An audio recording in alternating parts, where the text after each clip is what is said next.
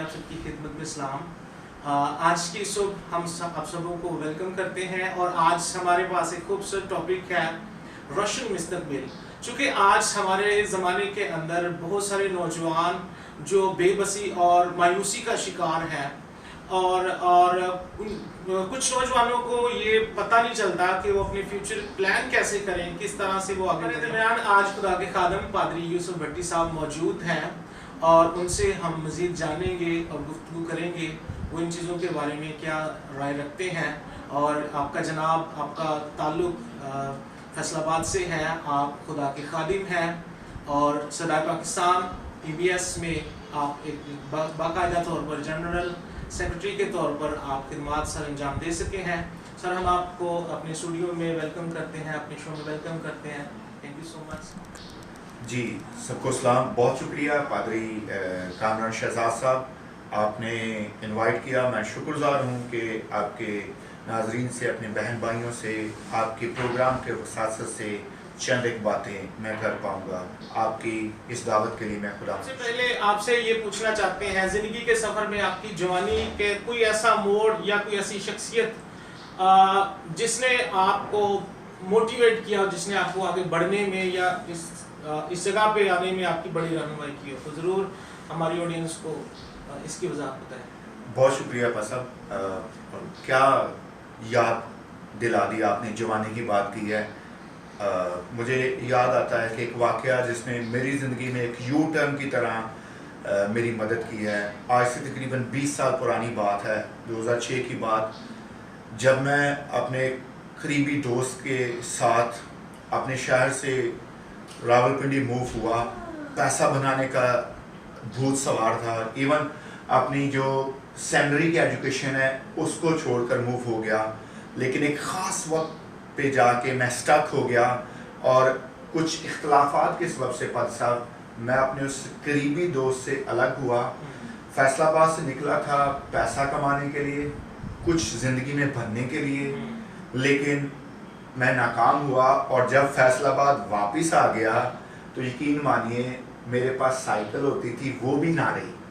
اور تب اس موڑ پہ جا کے میں نے یہ سیکھا اور خدا نے زبردستی مجھے سکھایا کہ زندگی میں پیسہ سب کچھ نہیں ہے. جیسے مسیح خدا نے کہا کہ انسان روٹی سے زندہ نہیں رہ سکتا, بلکہ ہر اس بات سے جو خدا کے منہ سے تھا. کہ سنڈے اسکول کسی وقت میں جب چرچز میں گیدرنگ بہت زیادہ ہوتی تھی, سنڈے اسکول ہر چرچ کی جان ہوا کرتا ہے.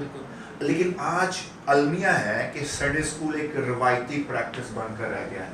بہت سارے چرچز میں سنڈے اسکول بڑی سرگرمیوں کے ساتھ کیا جاتا ہے, بڑا اٹریکٹیو ہے, لیکن زیادہ تر چرچز میں سنڈے اسکول اٹریکٹیو نہیں ہے, کیونکہ سنڈے اسکول سے بچے یوتھ میں آئیں گے اور یوتھ ہی وہ پلیٹ فارم ہے جہاں سے نوجوان لیڈرشپ کی طرف آئیں گے اور چرچ کے لیے ایک ستون کی طرح آگے بڑھتے ہیں.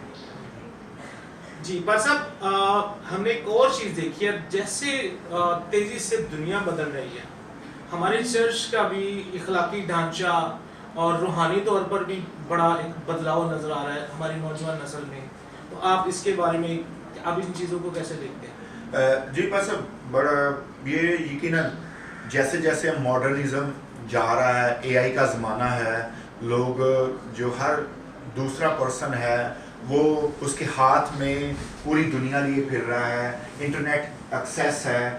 بالخصوص اگر نوجوان طبقے کی بات کرتے ہیں تو وہ تو انٹرنیٹ سے باہر نکل ہی نہیں سکتے. اور اسی طرح چرچ بھی اگر دیکھا جائے, چرچ کے پاس آج بہت ساری فیسلٹیز ہیں, مگر دنیا کے تیزی سے بدلتے ہوئے حالات و واقعات کے سبب سے روحانی طور پر بھی چرچ اور کرسچنز پر اثر ہوا ہے اور اخلاقی اثر بھی ہوا. جیسے جینزیز کی اگر ہم بات کرتے ہیں تو وہ محنت کرنے والے نہیں ہیں. شاید وہ خیال کرتے ہیں کہ AC کے نیچے بیٹھ کر جو انٹرنیٹ پہ کام کر کے ہم زیادہ پیسہ کما سکتے ہیں. جو میں نے اور آپ نے اسٹرگل کی ہے, جو ہم سے پہلے خدا کے خادموں نے, کلیسیاؤں کے سورماؤں نے فیلڈ میں جا کر گرمی, موسم کی شدت, روپے پیسے کی کمی کے باوجود بھی خدا کے کام کو, مشن کو جاری رکھا ہے, آج وہ چیزیں نہیں ہیں. روحانی طور پر جو نالج کی بہتات ہے، جی روحانی طور پر بہت سارے وسائل ہیں، کتنے ٹی وی چینلز ہیں، انٹرنیٹ پہ مٹیریل کتنا دستیاب ہے، لیکن مشکل ہے موجودہ نسل کے لیے اس ساری جو نالج کو فلٹر کرنا مشکل ہے. اور اس طرح ہم روحانی طور پہ گویا ایک سیلاب تو موجود ہے، لیکن اتنی ہی کلیسیوں میں لوگوں میں روحانی غربت بھی نظر آتی ہے. بائبلی تعلیم کی درست سمجھ نہیں مل رہی. اور اگر اخلاقی طور پہ ہم بات کریں تو ہم معاشرتی طور پر بھی اور کلیسیائی طور پر بھی اور خاندانی طور پر بھی اخلاقی لحاظ سے گویا ہم بہت نچلی سطح پر ہیں. مثال کے طور پہ ہم معاشرتی طور پہ اور خاندانی طور پر کلیسیائی طور پہ المیہ ہے، ہم جھوٹ کو جھوٹ نہیں سمجھتے. کیا خیال ہے؟ جی ہم ملاوٹ، جی اگر ہمارا اخلاقی معیار پر معاشرتی طور پر یہ ہے کہ ہم ملاوٹ کو ملاوٹ نہیں سمجھتے، چاہے وہ ملاوٹ ہم پریچنگ میں کر رہے ہیں، چاہے وہ ملاوٹ ہم دودھ میں کر رہے ہیں، سچائی میں کر رہے ہیں، وہ ہمارا یہ اخلاقی معیار ہے. تو اس کا کیا مطلب ہے کہ بے شک روحانی طور پہ بہت کام ہو رہا ہے، اور لیکن اتنا ہی روحانی غربت ہے. چرچز میں، کلیسیاؤں میں ریاکاری عروج پہ ہے. اخلاقی طور پر بھی دیکھا جائے، اس کی مثال ہم واضح ملتی ہے. فار ایگزامپل کوئی دروازے پہ نوک ہوتا ہے، بچہ باہر جاتا ہے اور کوئی آ رہا ہے تو آ کے پاپا کو بتاتا ہے پاپا جی آپ کو ملنے کے لیے آئے ہیں، تو پاپا بچوں کو کہہ رہا ہے جا کے کہہ دو کہ پاپا گھر نہیں ہے. ہم اس چیز کو جھوٹ نہیں سمجھتے. ایک چیز میں ایک اور یہاں پہ مینشن کرنا چاہتا ہوں، بائبل میں ایک چھوٹے بڑے گناہ کا کانسیپٹ نہیں ہے. گناہ ہی ہے. بالکل. کلام بھی کہتا ہے کہ لڑکے کی اس راہ پر تربیت کر جس پر اس کو جانا ہے، تاکہ وہ بڑا ہو کر بھی اس سے، بوڑھا ہو کر بھی اس سے نہیں مڑے گا. ہمیں اپنی جو روحانی ڈائریکشن ہے اس کو درست کرنے کی ضرورت ہے، اور اخلاقی ڈائریکشن کو بھی درست کرنے کی ضرورت ہے. کیوں؟ کیونکہ ہماری جو روحانی سمجھ ہے وہ ہماری اخلاقی پریکٹس میں نظر آئے گی.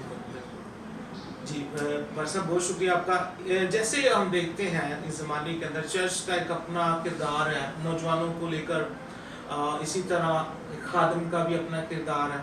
تو کیا آپ یہ سمجھتے ہیں کہ نوجوان نسل کے آگے بڑھنے میں یا اس کے بیک فٹ ہونے میں ایک اچھے استاد کا کردار، اس کا اچھا کردار ہونا بھی بڑا ضروری ہے؟ کیونکہ میں پاکستان میں یہ ایک المیہ ہے کہ بہت سارے خدا کے خادم جو ہیں وہ نہیں چاہتے کہ ان کی جو سیکنڈ لائن ہے وہ فرسٹ بن جائے.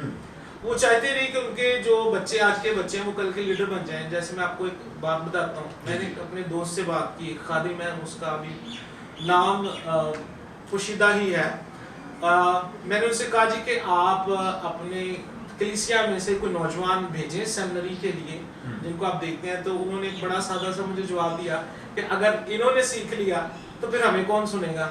تو وہ میں دیکھتا ہوں کہ ایک فیئر بھی ہے آج خادموں کے اندر. تو آپ کس طور سے اس لیڈرشپ کو سمجھتے ہیں؟ کیسی ہمیں دلیری، کیسے ان کو دلیری مل سکتی ہے؟ جی بھائی صاحب اس چیز کو سمجھنا چاہیے، آڈینس کو بھی اور ہم خادموں کو بھی سمجھنا چاہیے. استادوں کے لیے بڑی خطرناک سٹیٹمنٹ کلام میں ہے. کلام کہتا ہے کہ تم میں سے بتیرے استاد نہ بنے، کیوں؟ استاد زیادہ صلاح پائیں گے.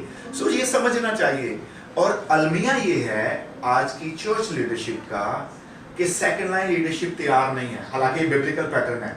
مقدس موسیٰ نے یشوع کو تیار کیا، پالوس کی بات کریں، پالوس نے بھی جانشین تیار کیے ہیں، تیموتھیوس ہے، تیتس ہے. ایک استاد کی رول پلے کرتا ہے، نہ صرف جماعت کو لیڈ کرتا ہے، نہ صرف جماعت کو تیار کرتا ہے، بلکہ جو اپنے بعد جونیئر لیڈرشپ تیار کرتا ہے. یہاں پہ میں پادری صاحب جن کے ساتھ مجھے ملیشیا میں خدمت کرنے کا موقع ملا، ان کی بات یہاں پہ مثال کوٹ کروں گا. ان کی خدمت کے 17 سال بعد ان کو انٹرنیشنل ٹرپ اپنے خاندان کے ساتھ کرنے کا موقع ملا، اور 4 ویک انہوں نے چرچ کے ساتھ کمیونیکیٹ نہیں کیا. انہوں نے ذمہ داریاں لگا دی، کس نے کیا کرنا ہے. میری ذمہ داری مجھے پتا تھا، چرچ کے ایلڈرز کو پتا تھا انہوں نے کیا کرنا ہے. آپ کو پتا ہے پر سب ایک ماہ بعد آ کے انہوں نے کیا کہا؟ انہوں نے کہا کہ اب میں خدا کے زور مطمئن ہوں، آئی ایم سیٹسفائیڈ. خدا نہ خواستہ اچانک مجھے کچھ ہو جائے تو میرا چرچ اپنی مدد آپ کے ساتھ رن کر سکتا ہے، کیونکہ میرے چرچ لیڈرز اب اس قابل ہیں. اس طرح کی مثالیں इस मिसालों से हमें सीखना चाहिए, इस तरह की लीडरशिप से? जी बिल्कुल सीखना चाहिए और इस खौफ से हमें बाहर आना चाहिए। जब हम खादिम क्लेम करते हैं मुझे खुदा ने बुलाया है, तो ये भी याद रखना चाहिए कि जब खुदा ने बुलाया है तो खिदमत का एक स्पेसिफिक टाइम है। मुझे याद आती है यशवा के सीफा की इब्तदाई बातें। खुदा मुकद्दस यशवा को क्या कहता है, उठ मेरा बंदा मूसा मर गया है। और मैं उसको ऐसे देखता हूँ, एक दफ़ा मैंने इसकी तफसीर पास ये की थी, गोया खुदा मुकद्दस यशवा को कह रहा है मेरा बंदा मूसा तो मर गया है लेकिन मूसा का खुदा जिंदा है। वाह, बड़ी खूबसूरत बात, जो मूसा को भी चला रहा है और जिसने बाद में यशवा को भी चलाना है।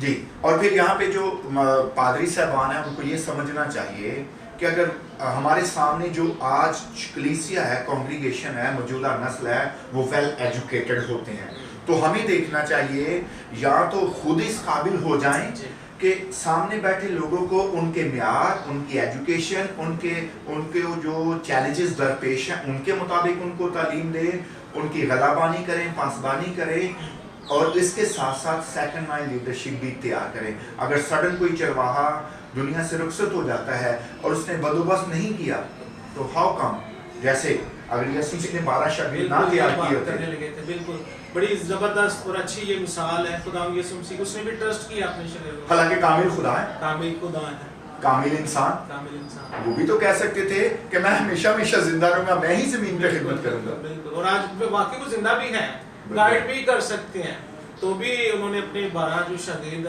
पे ट्रस्ट किया, रिलायबल किया। तो सारी बातों के लिए हम खुदा की शुक्रगुजारी करते हैं। आखिर में सर हम आपसे जानना ये चाहते हैं कि आप आज की जो नौजवान नस्ल देख रही है, आप उनके लिए क्या उनको एक राय देना चाहते हैं, ये लोग क्या सुनहरी अल्फाज हैं आपके उनके लिए, तो वो ज़रूर आप उनके साथ शेयर करिए। जी, आप जितने नौजवान हैं, मैं आपके सामने यही मेरे दोस्तों, मेरे भाइयों, मेरी बेटियों, ये चैलेंज रखना चाहता हूँ।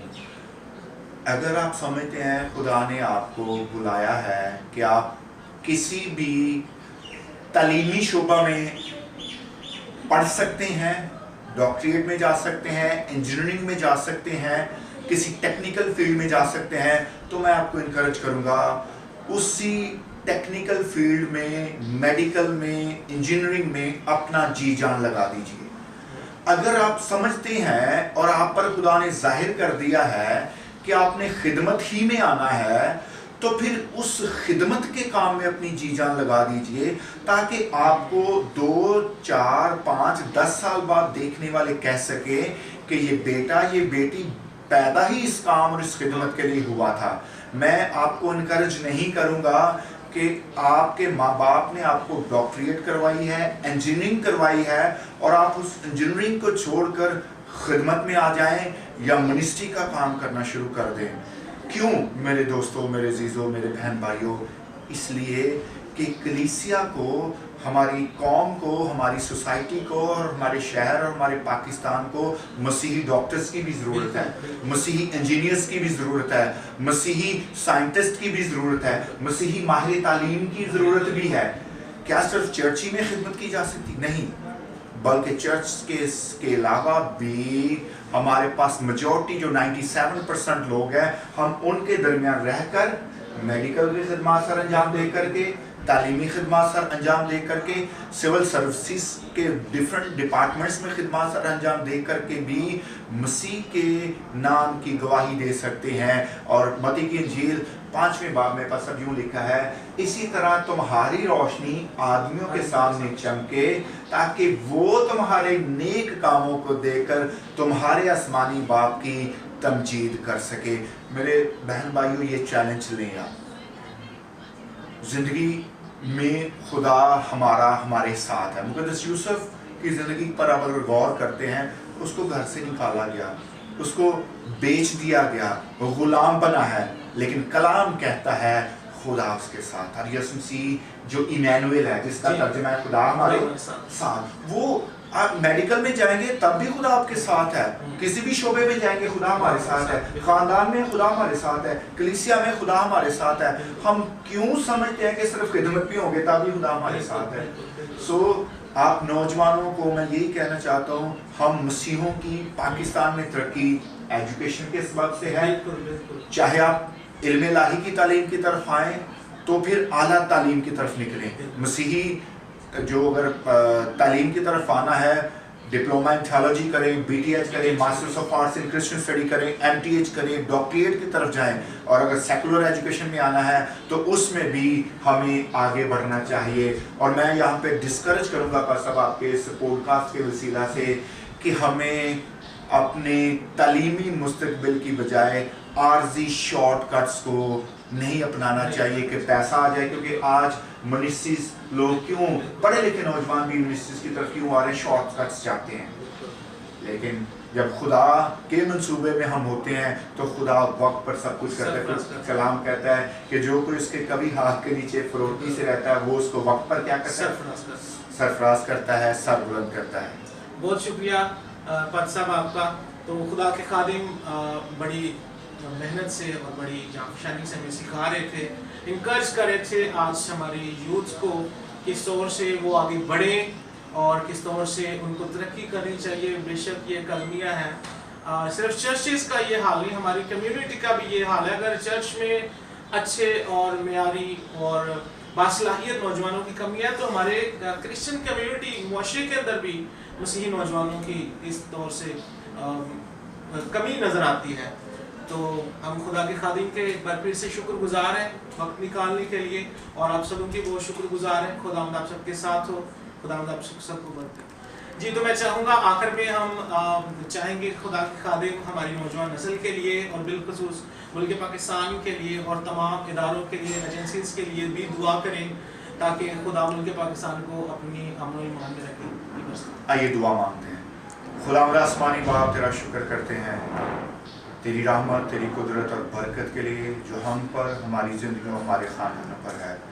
بالخصوص خدا باپ دیکھنے والی تمام زندگیوں کے لیے برکت اور سلامتی کی دعا کرتے ہیں.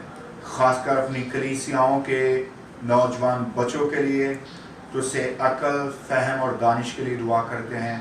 ان کی لگن کلیسیاؤں کی طرف لگ جائے, ان کے دلوں میں ایمان کی شمع اور روشن اور منور ہوتی جائے. اسی طرح جتنی چرچ لیڈرشپ ہے ان کو روح القدس کی قدرت سے معمور کیجئے تاکہ کلیسیا کی اس طور پہ غلبانی کریں جیسے تیری الہی مرضی ہے. اسی طرح اپنے ملک کے لیے سلامتی اور برکت کے لیے دعا کرتے ہیں. ہمارے ملک کی سرحدوں کی حفاظت کیجئے. ان دنوں ملک کے طول و عرض میں بارشیں ہو رہی ہیں, اپنے لوگوں کو حادثات سے یسوع کے نام میں بچائیے. ہم اپنے ملک کی حکومت کے لیے, اداروں کے لیے بھی سلامتی کے لیے دعا کرتے ہیں. اے خداوند یہ ملک تو نے ہمیں دیا ہے, ہم ملک کے لیے برکت اور سلامتی اور خوشحالی کی دعا کرتے ہیں. تیرا شکر, تیری تعریف ہو. یسوع مسیح کے نام سے دعا مانگتے ہیں, آمین. Thank you so much. God bless you جی. آپ سبوں کے دیکھنے کے لیے آپ سبوں کا شکریہ.